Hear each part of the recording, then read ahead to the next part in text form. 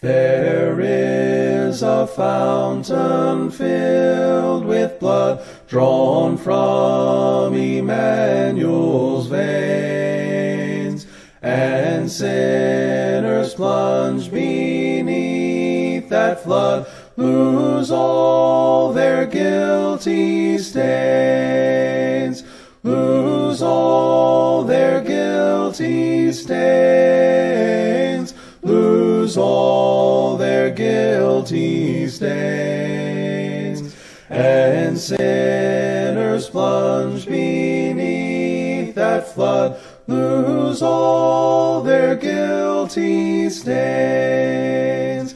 The dying thief rejoiced to see that fountain in his day, and there may I, though vile as he, wash all my sins away, wash all my sins away, wash all my sins away. And there may I, though vile as he, wash all my sins away. Dear dying Lamb, thy precious blood shall never lose its power, till all the ransomed church of God be saved to sin no more, be saved to sin no more, be saved to sin no more, till all the ransomed church of God be saved to sin no more.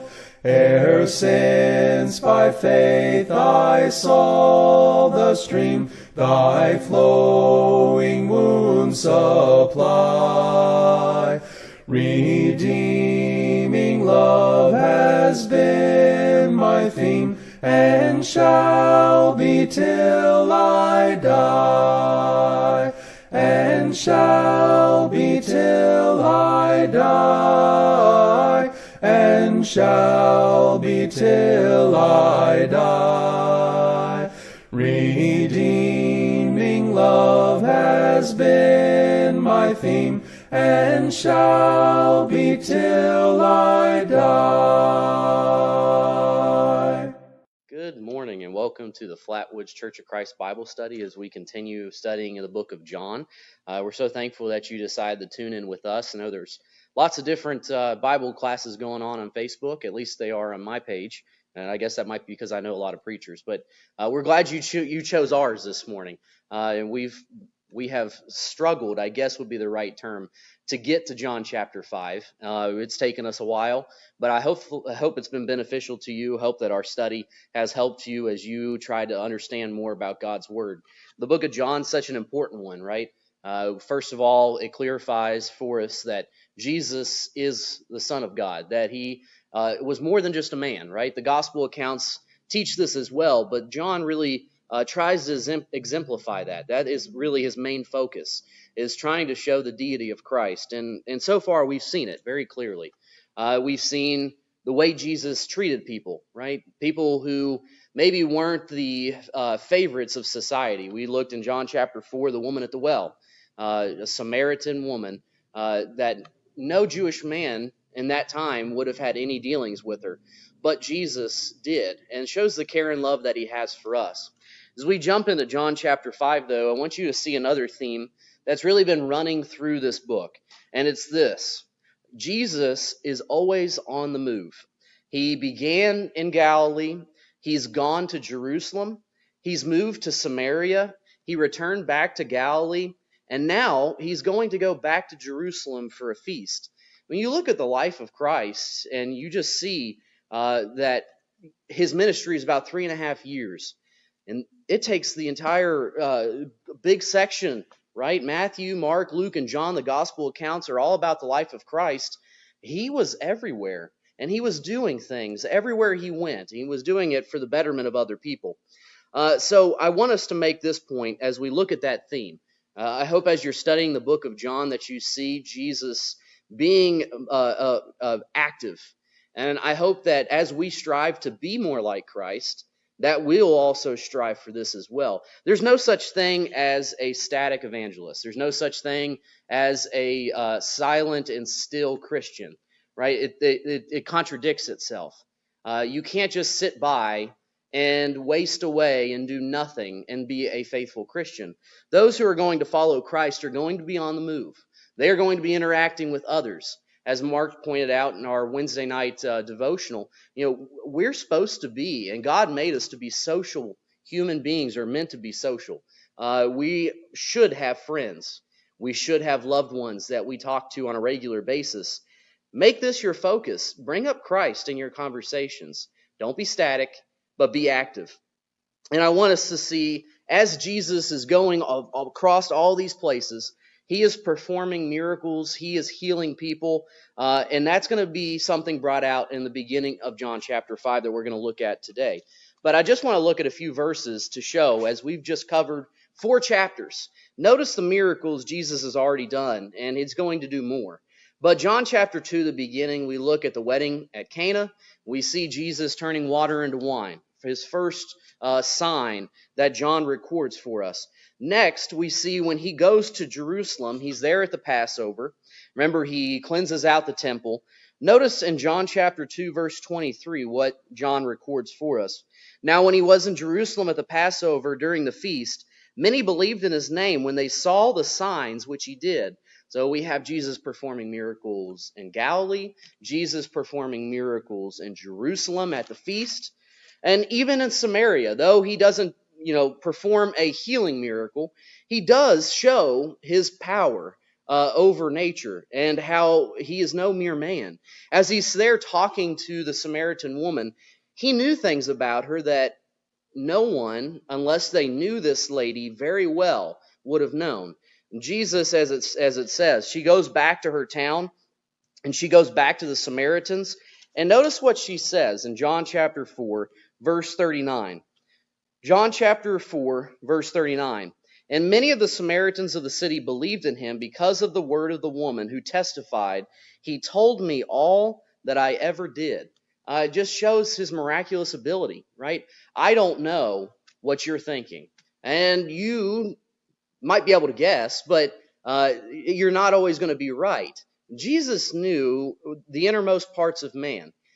He could just go and meet someone and know the things that they've done in the past, what the things they're doing, and the things they're going to do in the future as well. And so that in itself shows the miraculous ability of Christ. The last one that we examined was the healing of the nobleman's son. We talked about that in John chapter 4, verses 46 through 53. He could just speak a word and someone could be healed. I mean, we're talking about the greatest ability to perform miracles. And Jesus was doing it everywhere he went. And not only he did it in Galilee, Jerusalem, Samaria, back in Galilee once again. And he's going to do another miracle in Jerusalem. So not only the themes that I want us to look. Jesus was active and always on the move, like we need to be. Jesus was active, not only going to places, but he was doing things for other people. Though we can't perform miracles today, that doesn't mean we can't help people in need. There are plenty of opportunities out there. Jesus took advantages of the opportunities that were presented to him to show who he was. We have plenty of opportunities, though we are not the Son of God, but we can show others that we are a follower of the Son of God. Are you doing that in your life? But as we look in John chapter 5, we're going to see a healing. That's how the chapter begins. It's an extraordinary healing because we have a man who has no hope. He has no hope of being healed, but he meets Jesus, and that changes everything. And just as when meeting Jesus, as he meets Jesus, it changed his life, Jesus is able to change your life too, if you will only accept his word and obey what he tells you to do. And so spiritually, it's so important that we know Christ. It's important that we meet Christ on his own terms, and that we want to be a part of his life. a part of what he's done for humanity.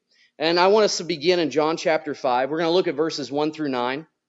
The theme or the point that I want us to see is a healing of a man at a pool associated with healing. So here we're going to have a man who's sitting at a pool, and that's odd, right? We wouldn't think of somebody who was ill or sick or had an infirmity to be out hanging out at a pool. It's not that kind of pool. I know it's summertime, so our minds are kind of on that of a pool you might swim in. This pool was associated with healing.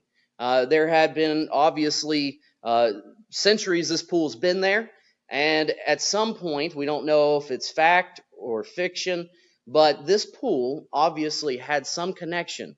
The people believe that it healed others. So let us begin in John chapter 5, verse 1. We're going to see Jesus' second return to Jerusalem for another feast. After this, there was a feast of the Jews, and Jesus went up to Jerusalem. So we've already discussed this previously, but I do want to take some more time because I've kind of changed my thoughts on this, and I'll get to that in a moment. But as we've seen, all Jewish men had to go back to Jerusalem for 3 feasts a year. The Passover was one of those 3 feasts. And again, as we're going to go and discuss this, it's my opinion that this is not the Passover, but it's one of the other 2 feasts that are described that the Jews were commanded to go to each year. But Deuteronomy 16, verse 16, God commands all men to go to Jerusalem 3 times a year for those feasts. Now, I had previously stated, because we talked about this the first time Passover is mentioned, that some believe that Jesus that he had taught and had his ministry for 3.5 years. And some have acclaimed that means he needed to attend 4 feasts. This is not necessarily true. Those who believe this claim that John chapter 5, verse 1, which we just read, is that 4th Passover. So they say John chapter 2, verse 13, John chapter 5, verse 1, John chapter 6, 1 through 4, and then also in John chapter 12, Jesus' last Passover. They say all of these, that makes up 4 Passovers. Now, I make the claim that it doesn't necessarily mean he had to go to 4 because he taught for 3.5 years.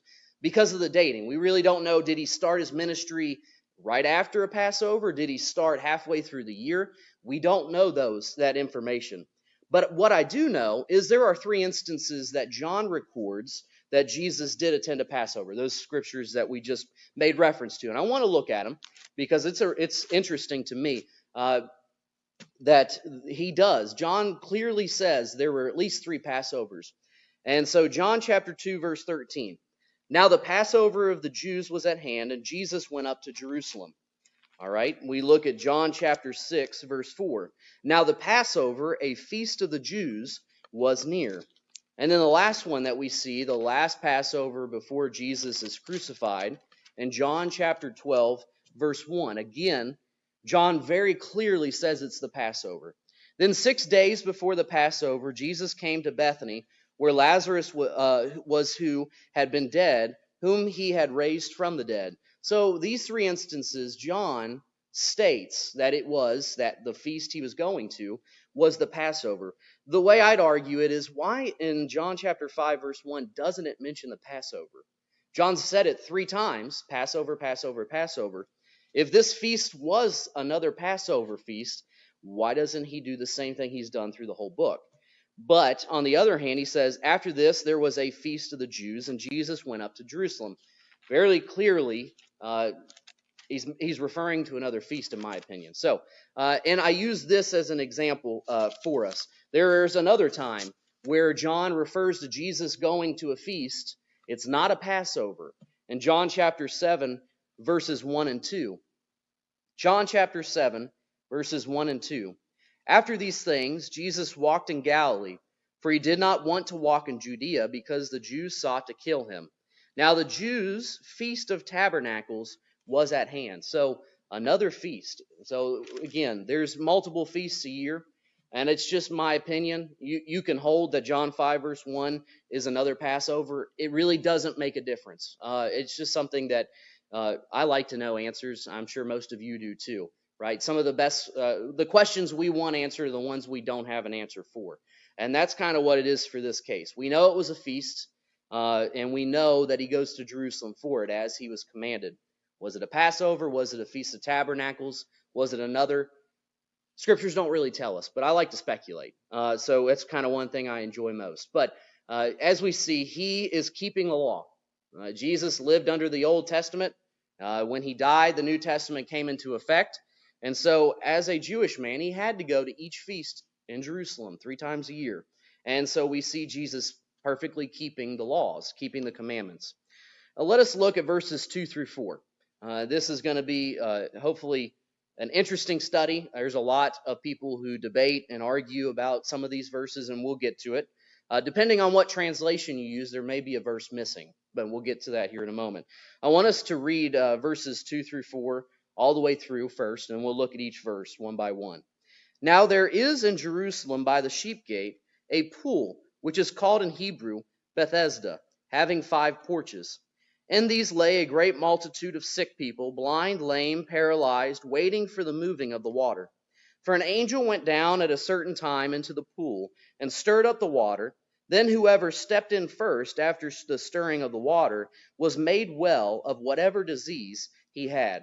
So we have verse 2 here, the pool in Jerusalem, and it's by the sheep gate. So we are kind of given a little bit of information of where it is. If you look at a map at Jerusalem, you'll see where the Temple Mount is, and almost directly north of it, there's going to be a wall, and you're going to see that that's the sheep gate, and right next to that is where they believe the pool of Bethesda is located. Now, when we take a look at the sheep gate, we don't necessarily know the pool of Bethesda when it was established, but we do know that the sheep gate had been established during the time of Nehemiah, and as the time that the Israelites were returning back from Babylonian captivity. So I want us to take a look at that so you can see for yourself. I recently have been did a class I just finished up about archaeology in Jerusalem. And, it's something that I've never really studied deeply about. Most of the time I see the gates and the names and I kind of just skip over them. And that class really taught me maybe I should take a little time to study these things, because there is evidence of the sheep gate. There are other gates that have been standing for a long time that even archaeologists have found that probably the foundations of. So it's really interesting. So let us look at Nehemiah chapter 3, verse 1. This is where the sheep gate was created. Then Eliasib, the high priest, rose up with his brethren, the priest, and built the sheep gate. They consecrated and hung its doors. They built as far as the Tower of the 100 and consecrated it. Then as far as the Tower of Haniel. And so we have the sheep gate being introduced. That's a long time to where John and Jesus are now walking the earth. So this is kind of an older wall, something that the people of Jerusalem knew well. It was close to the temple. Probably a lot of people coming to the feast would have come through this gate, especially it's at the north. So those traveling from the north down would have come through this gate most likely. So it's just great when the Bible and archaeology can go hand in hand. Jesus is coming from the north, and he's coming down to going up to Jerusalem. We talked about that once before, right? Jerusalem's on a hill, and so they didn't necessarily look at it like a map, but they looked at it as topography. And so he goes up to Jerusalem from up north, and this probably was the gate he entered. And anyways, as we look, Bethesda, the pool. Do you happen to have the picture that I have? I have a picture of what artists believe it looked like. Again, it's not exactly, we don't know that it looked like this, but something that interests me is the fact that it describes that it had 5 gates. I'm sorry, 5 porches. I've just always kind of wondered what it's talking about. And so I found this picture, and I think it'll help you, and it helped me a lot to be able to kind of put it into your mind of what it looked like. So the name of Bethesda, it means house of mercy. Fitting name for a place that they believed healing took place. It had 5 porches over top of it, and as you can probably see if the picture's pulled up, that it's a kind of a rectangular shape. There would have been 2 pools in the middle, and then they have these basically walkways all the way around it, and one down the middle. And so those would have been the roofs that they're talking about. There being 5 roofs. It just kind of struck me growing up, right? You have one roof. Normally don't have 5, but this is Greco-Roman architecture. You've probably seen a lot of these if you've ever studied history into this. This is what their buildings and the way they made things looked. And so the purpose of this was pretty simple, right? To shield people from the sun, where it's hot, it's Jerusalem, and then also to shield them from rain. Again, I think that goes back to the fact that this pool was a very popular site, as we're going to see. People were there all day long, and we're going to see why here in a moment, or why they believed this pool had healing factors. So that's what it most likely looked like. Take it for what it is. We don't know for sure, but I'd say that's probably as close as you're going to get to a description. So now, verse 3. In these lay a great multitude of sick people, blind, lame, paralyzed, waiting for the moving of the water. So the pool is a popular place for those who are sick and those who are afflicted to come. They came daily, waiting for the waters to move. And we'll talk about that a little bit further as we go. So here we have kind of a description. This is kind of strange to us, especially the way it's worded, but I think you'll understand it, at least what my opinion is of what they're trying to talk about.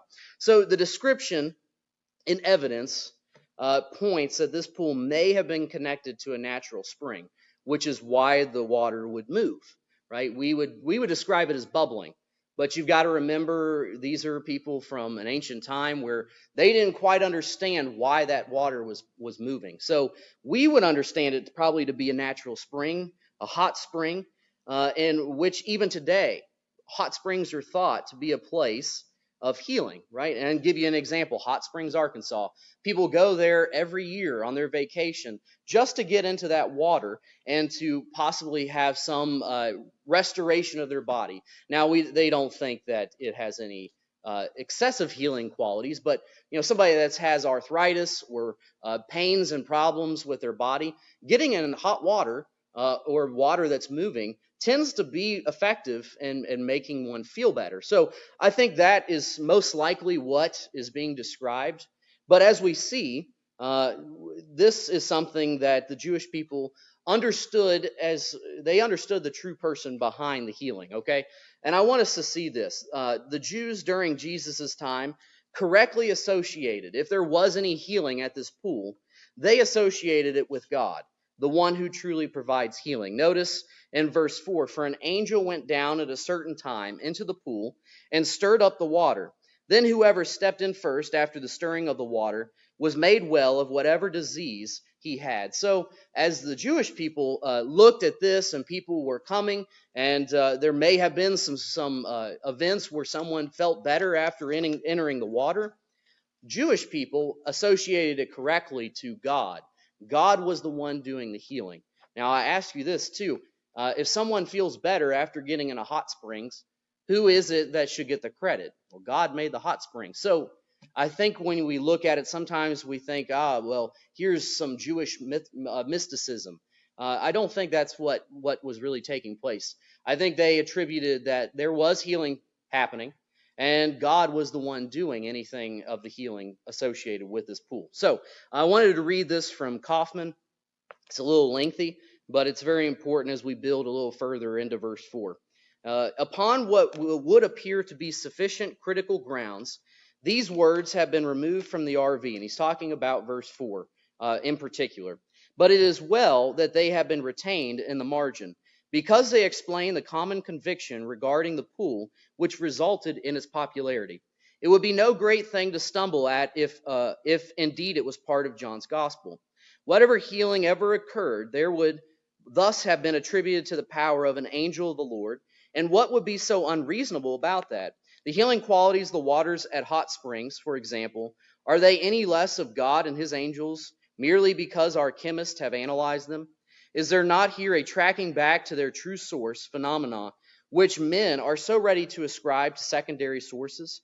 Is not all healing of God, and do not the scriptures teach that God's angels are servants sent forth to do service for them that shall be the heirs of salvation. And he uses Hebrews 1 verse 14 as a quote. So basically, he really concluded that better than I could, that the Jewish people associated this place as healing.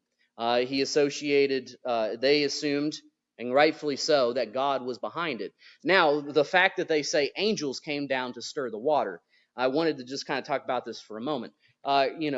Angels are the servants of God. Their sole purpose is to do whatever he asks to be done. And so they're associating God as the healing factor. He's the one who causes the healing, and the angels are the one who are commissioned to go down and do it. All right. As we look, there's plenty of biblical proof for this and evidence. When you look at Jacob, as he is having that dream of the ladder going up to heaven, certainly the message there is that God is working on the earth today. Who is it that's going up and down the ladder? Well, it's the angels carrying out God's plan. So I don't necessarily see where people grab and say that this was Jewish mysticism or myths. I think that they correctly associated with it. Now, that means we do need to discuss this part. As Kaufman mentioned, verse 4 is struck out of many of the verses in different translations. The ESV, NIV, RV, several have verse 4 not inside the text. They'll have it as a footnote. If you have New King James or King James, verse 4 is there right in the midst of the text. So some people wonder why it's like that. So I wanted to answer that for you. The majority of ancient manuscripts, now that's the actual original Greek worded manuscripts that they found of the New Testament, do not have this verse in the book of John. They have it as a sidebar, almost as if a commentary, and we'll get to that as we go further. Now, the manuscripts that was used for the King James and the New King James, again, remember, those are some of the earliest translations we have of the scriptures. So the manuscripts that they had available to them had this verse in the text. So what's that mean? If you have an ESV or an RV, NIV, any other translation that has verse 4 missing, what that means is that the text that they used, the manuscript they used of the Greek, did not have it in the scripture, but had it as an explanation of what happened. So, that being said, the question, and as we've talked about, calls back to my mind Brother Eric Line coming and talking to us about Bible criticism. Here's a good example of it. People want to grab verses and say, see, the Bible didn't get it right. This one verse doesn't belong, so the whole Bible doesn't matter. That is not fair. Because there's an explanation, right? I think Brother Lyons told us about that and talked about it.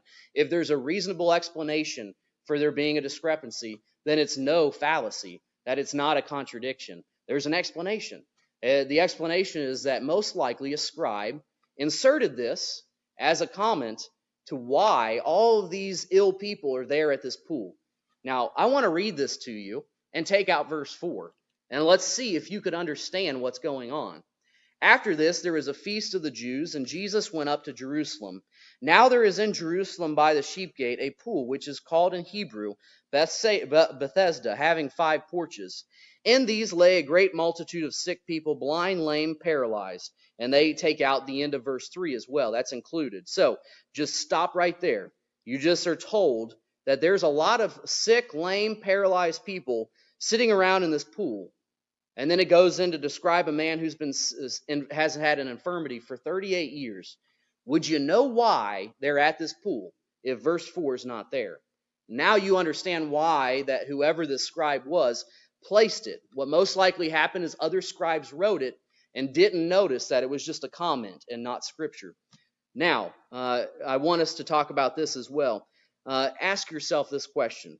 Does verse 4's inclusion in the text change anything about the rest of the Bible or your salvation?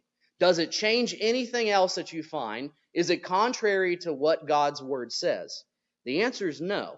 And furthermore, I would argue that if this verse caused someone to lose faith in the inspiration of the Bible, they probably didn't have much faith to begin with, and they need to study and look deeper than this. There are a lot of people you'll meet that'll say, well, John 5 verse 4 doesn't belong in the Bible. I'm not going to read anything from the Bible because Who knows what else shouldn't be in there? I think that's an absurd argument. You're going to put your soul on the line because one verse that is clearly helping us understand what's taking place is in the scriptures. Now, but I do want to also say this. Did John pen verse 4? Most likely not. I want us to make that very clear. Verse 4, especially, I did a little research into this. Verse 4 uses at least 5 Greek words that are not used anywhere else in this book. So it's pretty clear that John, and the language that he used, it's not used in verse 4.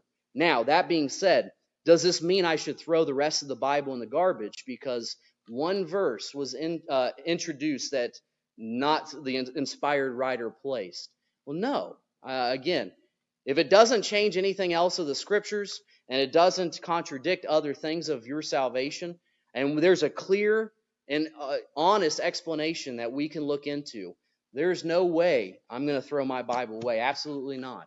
And I hope this has helped, and I hope that builds your faith a little stronger, that we can talk about these things. We don't have to just say, oh, it didn't happen. We need to be aware of what's in the Bible. We need to be aware of what other people are attacking about the Bible and study it as often as we can. But let us look at verses 5 through 7 as we continue on. Verses 5 through 7, we're going to see a man who's longing to be healed.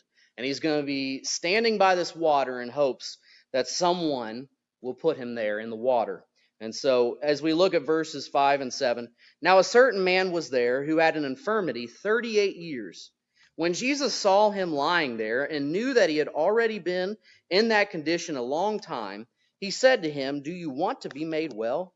The sick man answered him, "Sir, I have no man to put me into the pool when the water is stirred up. But while I am coming, another steps down before me." And so we look at verse 5. This man has been ill. This condition that he has plagued him for 38 years. All right, I'm 28. And so I could not imagine what this man's life was like to be in this condition where he's unable to move. We know that much. We'll get to it a little further. We just kind of read about that, where he needed someone to pick him up. And so 38 years like that, that's so difficult to comprehend for me especially, but for anyone, 38 years dealing with something that you can't help, that can't be fixed, that can't be healed. That'd be difficult for anyone. Now, the Greek word used for this man's condition, I looked it up. It doesn't really give us much information. I love to try and speculate, you know that. But the word means want of strength, weakness, illness, suffering, and frailty. That's what I found in the Greek interlinear as a definition for that word. And New King James translates it infirmity. ESV translated as invalid. So it doesn't really very clearly tell us what's wrong and what's ailing this man. It was difficult to find a commentator that would speculate, as I like to. So I found one. Joseph Benson wrote a commentary on the book of John, and he mentioned that his thoughts were that this man may have suffered from a paralytic stroke, which had left him immobile, and his mobility had never returned to him. We don't know the age of this man. We know he's at least older than 38 because the infirmity had been there for 38 years. So is it possible that he had a stroke as a young man or a young individual and was never able to come back to mobility? It's possible. We don't know though. But I just like to at least look into these things, right? We know he's unable to move compared when we look at verse 7. He's waiting for somebody to move him to the water. What it is, we don't know. And it's interesting. There are other paralytics. There are other people who are unable to move that Jesus heals. The Greek word's not the same. It's very clear that the word used is lame or paralyzed. So what this man had, we really don't know. Now, verse 6 is one that I really enjoy. Why? Because it's one of those things. Jesus is going to ask this man a question, and most of us really like, yeah, of course he wants to be healed. When Jesus saw him lying there and knew that he already had been in that condition a long time, he said to him, "Do you want to be made well?" Well, of course. All right. I think there are background reasons why Jesus asked this question. So he asked him if he wants to be made well. Some are probably wondering why this question was asked. Here's some reasons why. Jesus already knew the answer, okay? We kind of already talked about that. He knew the innermost workings of man. Imagine you are at these pools. There are hundreds of people waiting their turn, not really waiting their turn. As we see, they just jump in front of others. So we have hundreds of people here at this pool who want to be healed, just like everyone else that's there. The fact Jesus picked this one man out of the bunch shows his godly characteristics of being omniscient, being able to know all things, as we've discussed previously. And as I've looked and I studied this verse in particular, I want us to notice the different times Jesus knew something, knew someone, or knew something about them that, again, no man could know. Let us first turn to Mark chapter 12. Mark chapter 12, verses 41 through 44. First and foremost, at the same time, who would ever notice some of these people, right? We have a hard time noticing those in need or those who are struggling. Jesus picked them out of the crowd. He would see them first. Those are the ones he talked to. That really should resound with us. That's the people we should be talking to as well. Mark 12, verses 41 through 44. Now Jesus sat opposite the treasury and saw how the people put money into the treasury, and many who were rich put in much. Then one poor widow came and threw in 2 mites, which made a quadrans. So he called his disciples to himself and said to them, Assuredly I say to you that this poor widow has put in more than all those who have given to the treasury. For they all put in out of their abundance, but she out of her poverty. But in all that she had, her whole livelihood. Who would have noticed this sweet woman bringing all that she had to give to God? Jesus did, all right? So Jesus picks out those in need, those who struggle, those who need him most. He notices them. All right, another example. Mark chapter 5, verses 25 through 34. We're going to look at another healing. And again, who else other than Jesus would have noticed this woman? Now a certain woman had a flow of blood for 12 years, and had suffered many things from many physicians. She had spent all that she had and was no better, but rather grew worse. When she heard about Jesus, she came behind him in the crowd and touched his garment. For she said, If only I may touch his clothes, I shall be made well. Immediately the fountain of her blood was dried up, and she felt in her body that she was healed of the affliction. And Jesus, immediately knowing in himself that power had gone out of him, turned around in the crowd and said, Who touched my clothes? I'm going to pause here. Do you think Jesus didn't know? Right? We've already established Jesus knows people. He knows everything about them. I think as we look at the following verses, he's trying to give this woman an opportunity to admit it was her, but also to exemplify the faith she had, that she was willing to go, pardon the pun, behind Jesus's back just to touch his garment to be healed. I think he's trying to bring up for all those around them that this woman had great faith. He already knew who touched her, who touched him. And now this woman is going to admit it, and those around are going to see it. Verse 31, But his disciples said to him, You see the multitude thronging you, and you say, Who touched me? The disciples were like, There's so many people around us, we have no idea who touched you. How could we ever know? And he looked around to see her who had done this thing. Notice that. Jesus looked around to see her. He's looking for her. Verse 33, But the woman, fearing and trembling, knowing what had happened to her, came and fell down before him and told him the whole truth. And he said to her, Daughter, your faith has made you well. Go in peace and be healed of your affliction. So here we have another example. People had tried to heal her.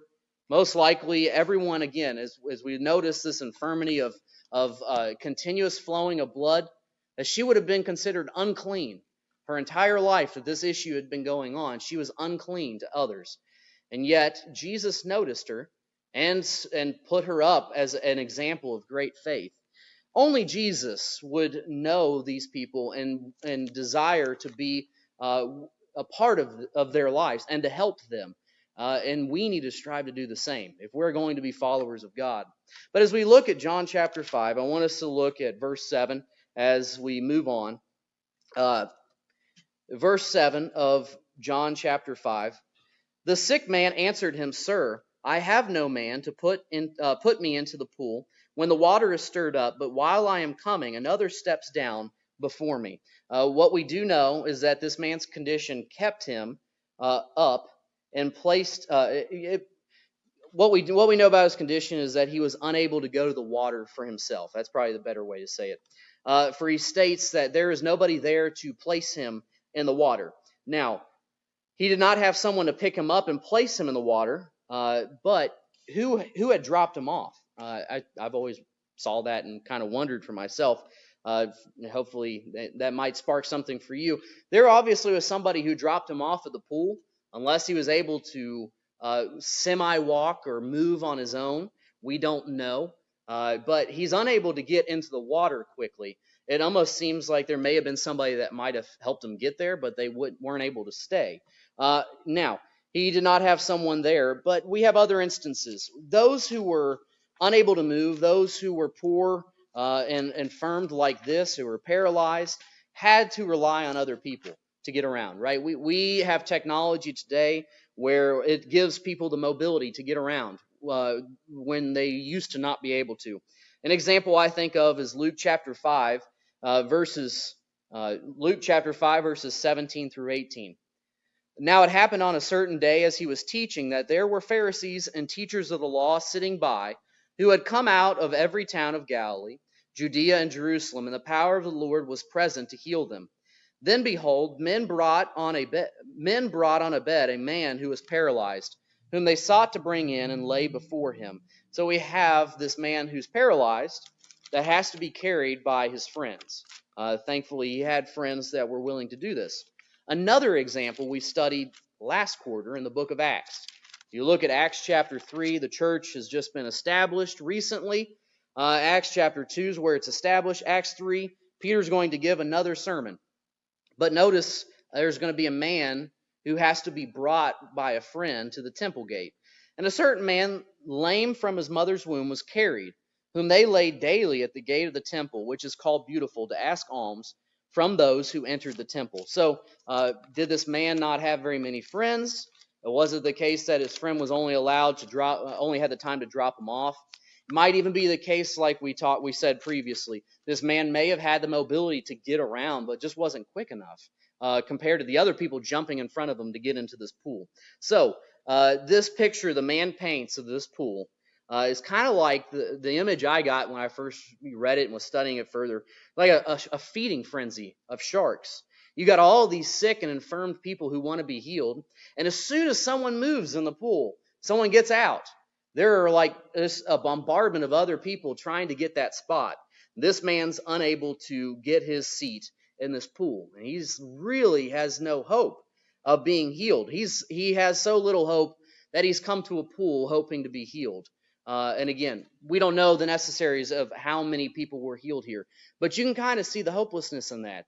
This man comes to a pool and desire to be healed, and he can't get in. He'll never be able to get in without someone's help. Now, and that brings my last final thought I want to have on this verse. Do you think maybe this man was hoping Jesus would carry him to the water? Christ was going to do something much greater than that, being able to heal him without even any help from healing water whatsoever. But I've always thought that as I read this verse, this man's kind of painting like, hey, I need some help. It's very likely this man was hoping Jesus would be the one to maybe carry him to the water. And again, Jesus is going to do something much greater. Not only does he give him the ability to walk right again and to take away this infirmity, but notice John chapter 5, verse 14.